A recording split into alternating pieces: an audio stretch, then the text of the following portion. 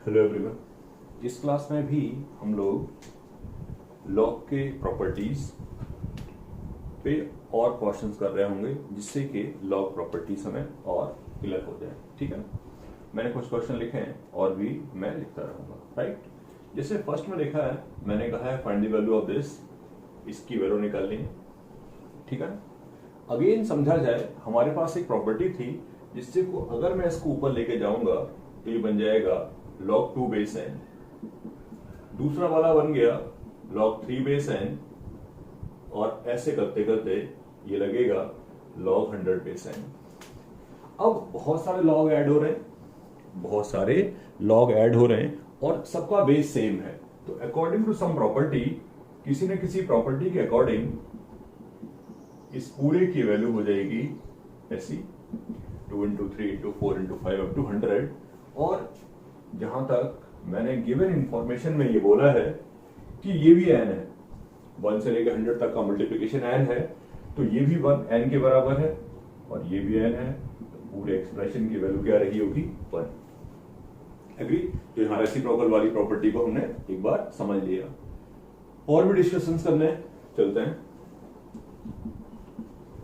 Next में लिखा मैंने a, गलती से a लिख गया a, एक वेरिएबल है कोई a जिसकी वैल्यू है log 27 base 12। In simplified form I can write this 3 log 3 base जो भी है 12। मुझे कुछ प्रूव करना है। लेफ्ट साइड में लिखा है 3 minus a upon 3 plus a, 3 plus 3 log 12 और 3 प्लस 3 इंटू 3 log 12। ओके, 3 हो गया हर जगह से कैंसिल इस पूरे एक्सप्रेशन में। तो लेफ्ट साइड की वैल्यू आती है कितनी, 1 plus log 3 base 12 divide by 1 minus log 3 base 12 और 1 प्लस log 3 बेस 12। ओके, तो यहां तक की इंफॉर्मेशन क्लियर है। आगे बढ़ जाते हैं। अब राइट साइड में जो कुछ भी लिखा है वो मेरे सामने, मुझे प्रूव करना है कि उस पूरे एक्सप्रेशन की वैल्यू, मुझे प्रूव करना है कि इसकी वैल्यू जो है इसके बराबर होगी। तो मैंने क्या किया, मैंने 1 को लिखा log 12 बेस 12, log 12 बेस 12 की वैल्यू 1 हो जाएगी। क्यों लिखा वो होपफुली आपको समझ में आ गया हो, या नहीं समझा हो तो ये समझने की कोशिश करिए कि जब log a plus log b लिखा होता है तो वी नो दैट उसकी वैल्यू क्या होती है, log a इंटू b। उसी प्रॉपर्टी को एप्लीकेशन में लाने के लिए मैंने इसकी वैल्यू को लिख रखा है। तो अब क्या लिखा है, log a minus log b base same है। log a minus log b की वैल्यू हो जाएगी log a बाई b, यानी कि 12/3। और यहां लिखा है log a plus log b, तो इसकी वैल्यू हो जाएगी 12 इंटू 3। तो ओवरऑल ऊपर आया log 4 बेस 12 और नीचे आता है log 36 बेस 12। ओके, तो ऊपर है log 4 बेस 12, नीचे है log 36 बेस 12। आपके सामने बेस चेंजिंग भी सीखा था हमने। आपसे क्या सीखा था हम लोगों ने, base changing. Base changing property ये थी कि log a बेस b को लिख सकते हैं log a base c divide by log b base c। तो यहां से यहां जाना है मुझे, तो यहां से यहां जाएंगे तो इस पूरे की वैल्यू कितनी हो गई, log 4 बेस 36। एग्री?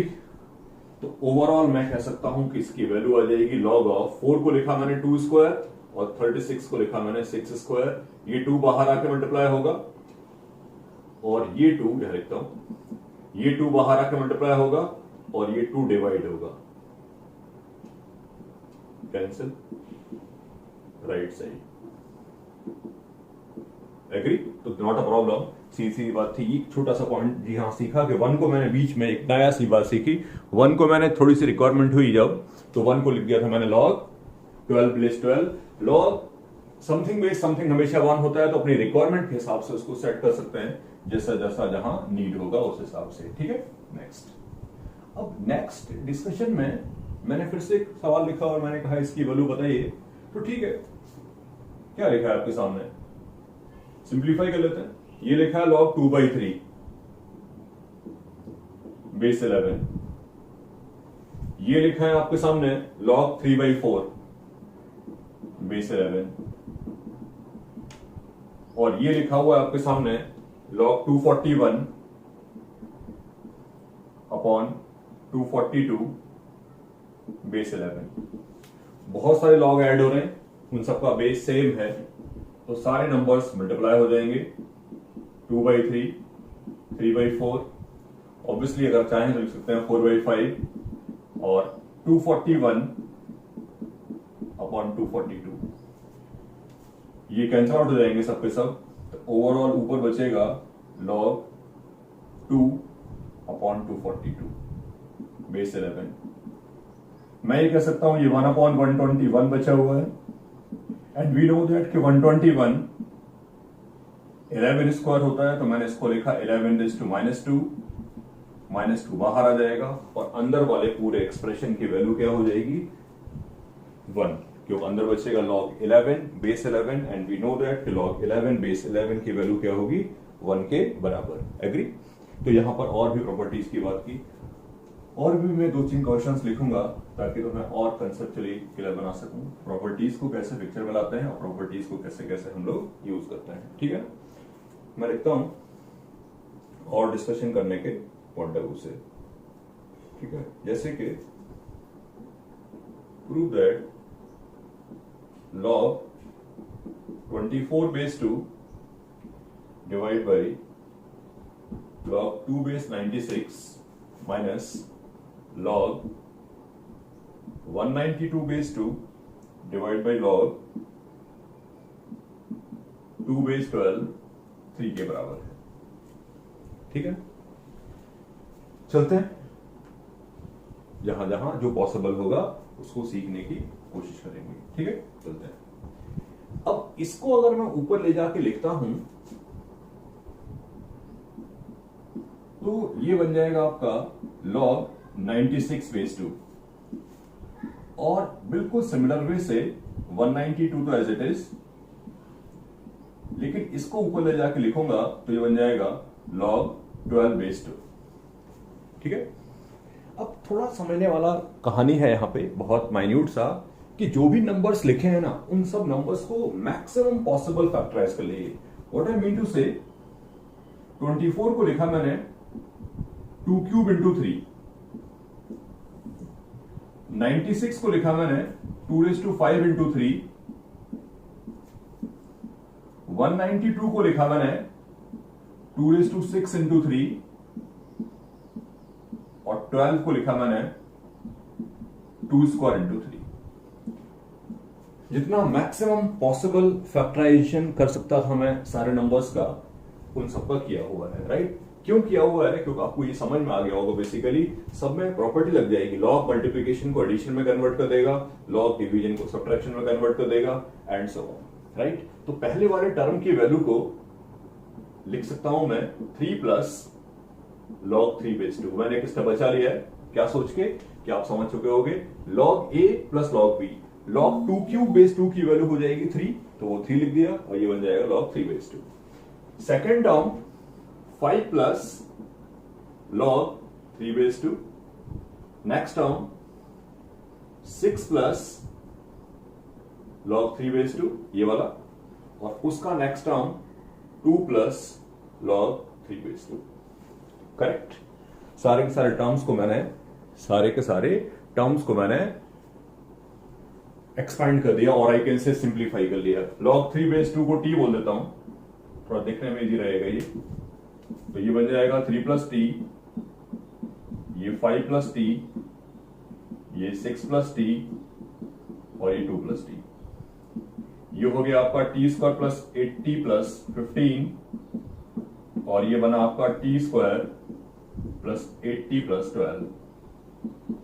ओवरऑल पूरी की पूरी वैल्यू किसके बराबर होगी, t² और 8t कैंसिल आउट हो जाएंगे, पूरे एक्सप्रेशन की वैल्यू किसके बराबर होगी, 3 के बराबर होगी। तो यहां पर भी हमने सीखा कि पूरी की पूरी वैल्यू आपके सामने जो लिखी थी उसको 2 और 3 छोटे छोटे नंबर से ब्रेक कर लिया और ब्रेक करने के बाद उसको सॉल्व कर लिया, राइट। और भी मैं 1-2 क्वेश्चंस लिखूंगा आपको इस पूरे डिस्कशन से अवेयर करने के लिए, कॉन्फिडेंट बनाने के लिए, राइट। नेक्स्ट लिखता हूं, find the value of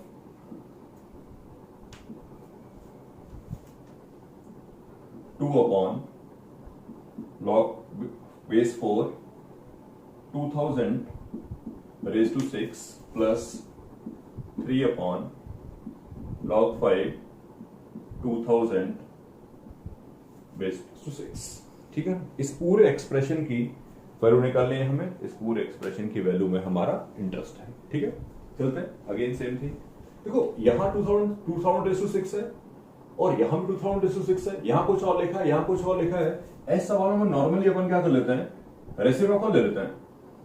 reciprocal लेने से फायदा ये होता है कि ये जब ऊपर जाएगा तो ये और ये आपस में हो जाएंगे इंटरचेंज।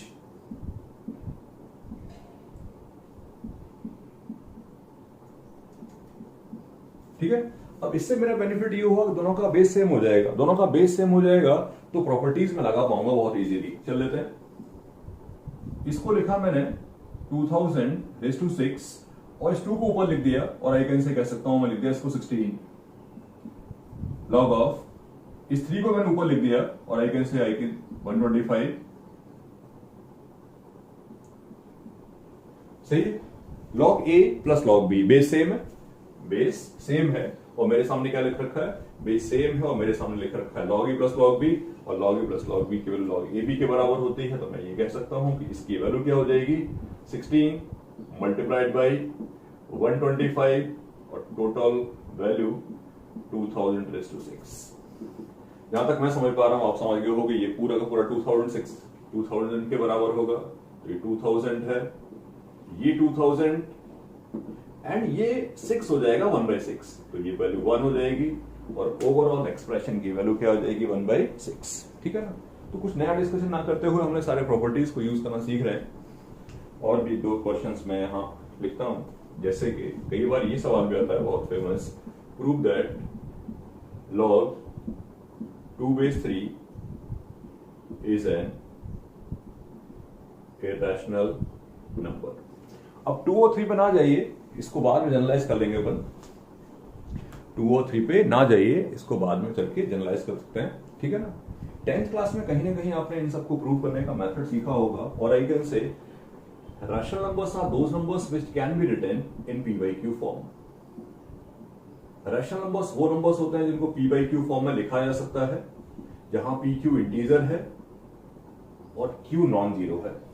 एग्री, ऐसे नंबर्स को अपन बोलते हैं रैशनल नंबर्स। तो प्रूव करने का जो मेथड है दैट इज बेसिकली पुराना वाला मेथड है जो हमने कहीं ना कहीं 10th में सीखा था। तो log 2/3 को मैंने अज्यूम कर लिया कि ये p/q के बराबर है। ठीक है, अब pq इंटीजर है, मैंने लिखा भी है। अब मैं कह सकता हूं कि 2 की वैल्यू हो जाएगी 3/p/q। लॉग और एक्सपोनेंशियल का कन्वर्जन, इसकी वैल्यू हो जाएगी 3 जो कुछ भी राइट साइड लेफ्ट साइड में लिखा है वो, दोनों तरफ q की पावर रेज कर दी तो 2/q 3/p के बराबर होगा। एग्री, अब मेरी बात समझ लीजिए, राइट साइड की वैल्यू होगी, राइट साइड की वैल्यू क्या होगी 3, 9, 27, 81 या फिर 1/3, 1/9 या 1/81, 1/27। लेफ्ट की वैल्यू हो जाएगी 2, 4, 8 या 1/2, 1/4, 1/8 and so on. Correct point है? नहीं, दोनों की वैल्यू 1 नहीं होगी। मैं सिर्फ ये समझाने की कोशिश कर रहा हूं, दोनों इक्वल कभी नहीं होंगे। दोनों जब इक्वल होंगे तो बेसिकली PQ को 0 होना पड़ेगा एंड वी नो दैट कि Q 0 हो नहीं सकता और P 0 वैसे ही नहीं है। अगर P 0 हो जाएगा तो पूरी वैल्यू 0 हो जाएगी। log 2/3 जो भी होगा 0 के बराबर तो नहीं होगा, नॉन जीरो रियल नंबर्स है, राइट। तो कंफर्मली ये समझ सकते हैं हम लोग कि P और Q की किसी भी वैल्यू के लिए नो PQ एग्जिस्ट। ऐसे कोई PQ नहीं है integer, definitely integer and non zero. ऐसे कोई PQ नहीं है जो इंटीजर हो, नॉन जीरो हो, जिसमें कि ये जो दोनों इक्वेशंस आपके सामने लिखी है वो आपस में इक्वल हो, और आई मीन टू से कि 3:P 4:Q के बराबर हो। तो दिस इंप्लाइज कि log 2/3 cannot be written in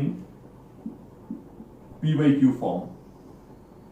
Hence, what? Irrational number. ठीक है ना? मैं पहले भी ये कह रहा था कि 2 और 3 पे फोकस ना करें, फोकस अपन थोड़ा सा अपना चेंज कर लेंगे और समझने की कोशिश करेंगे वापस से। यहाँ पे मैं 2 और 3 पे दिमाग ना लगाते हुए ऐसे सोचूं कि जब भी कभी वो नंबर आपस में नॉट रिलेटेड होंगे। नॉट रिलेटेड वर्ड का मतलब ये है कि log 4/2 we know that log 4/2 की वैल्यू 2 के बराबर होगी, और ये कंफर्मली कहा जा सकता है कि ये जो नंबर आपके सामने लिखा है ये रैशनल नंबर्स है। ऐसे ही मैंने लिख दिया log 4/16, ये भी सही है, ये हाफ के बराबर है तो ये भी रैशनल नंबर है। लेकिन ये सोचिए कि log 11/8 हम कुछ भी करके 11 को 8 की पावर्स में, 8 के रैशनल पावर्स में नहीं लिख पाएंगे। दैट्स व्हाई ये नंबर हमेशा कैसा होगा? इरैशनल। तो जनरलाइज करके सीखेंगे log 2/3 नहीं, कुछ भी लिखा है log 7/5 इरैशनल है। हम कुछ भी करके 7 को या 5 को एक दूसरे के टर्म्स में, एक दूसरे की पावर्स जरूरी नहीं, रैशनल पावर्स के टर्म्स में नहीं लिख पाएंगे। या फिर आपके सामने प्रूव करने का मेथड तो मैंने दिया ही है, लेकिन मैं सोच रहा था उसको जनरलाइज करने की बात कर लेते हैं। हमेशा लॉग लिखा है तो नंबर इरैशनल होगा, ये भी सही नहीं है। जैसे कि ये 4 के बराबर है, रैशनल है, इंटीजर है डेफिनेटली, और ये इरैशनल है। तो मेथड भी दिया चेक करने का। चेक कैसे करते हैं, रैशनल कौन है, इरैशनल कौन है, साथ साथ चेक कैसे करने से मतलब ये है कि प्रूव करना बताया कौन इरैशनल है, साथ साथ जनरलाइज भी करने की कोशिश कर रहा हूं कि किसी भी केस में अगर ये और ये, अगर आप ए और बी को एक दूसरे के रैशनल पावर्स के टर्म्स में लिख पाएंगे तो हमेशा मैं बोल दूंगा वो नंबर कैसे हैं, रैशनल। अदरवाइज मुझे बोलना पड़ेगा कि वो इरैशनल बन जाएंगे। करेक्ट? और बात करनी चाहिए थोड़ी थोड़ी डिस्कशंस में, और एक दो क्वेश्चन लिखेंगे ताकि हमें और समझ में आ जाए कहानी। राइट?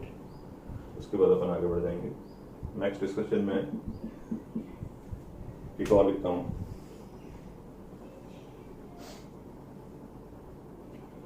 ये लिखा है मैंने,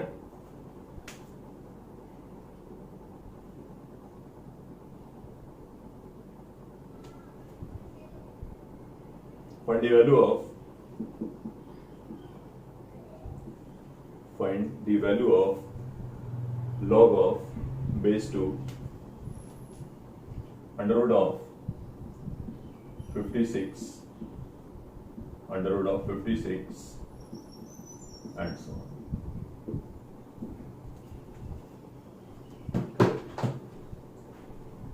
जहां तक मुझे याद है ऐसे क्वेश्चंस आपने कहीं ना कहीं किए होंगे किसी न किसी केस में। लॉग की बात नहीं कर रहा हूं, बात कर रहा हूं अंडर रूट ऑफ। बहुत बार number of times under root लिखा है, ऐसे क्वेश्चंस को शायद आपने कभी डील किया हो। That is not too much related with log. ठीक है ना? क्या करते थे या क्या कर सकते हैं, under root of 56 plus 56 and so on, इस पूरे क्वांटिटी को मैंने एक्स बोल दिया। ठीक है? अगर ये x है, स्क्वायरिंग कर दिया, तो 56 plus under root of 56 plus under root of 56 and so on. Infinite terms में से एक टर्म कम हो जाएगा तो कोई इफेक्ट नहीं आएगा। आई कैन से दिस x स्क्वायर की वैल्यू जो होगी वो होगी 56 और ये भी x के बराबर होगा। Agree with me? तो कुछ कहना नहीं, सिंपली x की वैल्यू आ जाएगी। और यहां से आपको ये भी सिखा दिया कि how we can determine the value of this type of expression. इस टाइप के एक्सप्रेशंस की वैल्यूज भी कैसे निकालते हो आप। तो x square minus x minus 56 0 के बराबर होगा। करेक्ट पॉइंट है? फैक्टर तो हो ही रहा है। x की एक वैल्यू आ रही है 8 और एक वैल्यू आ रही है -7। ऑब्वियसली x कभी नेगेटिव नहीं होगा, ये पॉजिटिव क्वांटिटी है। जो कुछ भी लिखा है under root is a positive quantity, तो x की जो वैल्यू आती है वो आती है 8 और पूरे एक्सप्रेशन की वैल्यू आती है log 8/2 and it means that वो किसके बराबर होगी, 3 के इक्वल होगी। एग्री? यहां पर हमने सीख लिया, यहां पर हम लोगों ने सीख लिया कि किसी भी केस में अगर ऐसा कोई एक्सप्रेशन बनता है, ऐसा कोई एक्सप्रेशन बनता है जिसमें कि मुझे वैल्यू निकालनी है किसकी, under root of under root of under root, ऐसा एक्सप्रेशन की वैल्यू कैसे निकालते हैं, ये डिस्कशन हमने किया यहाँ पे। ठीक है, एक क्वेश्चन और लिख लेते हैं, एक क्वेश्चन और समझने की कोशिश करेंगे।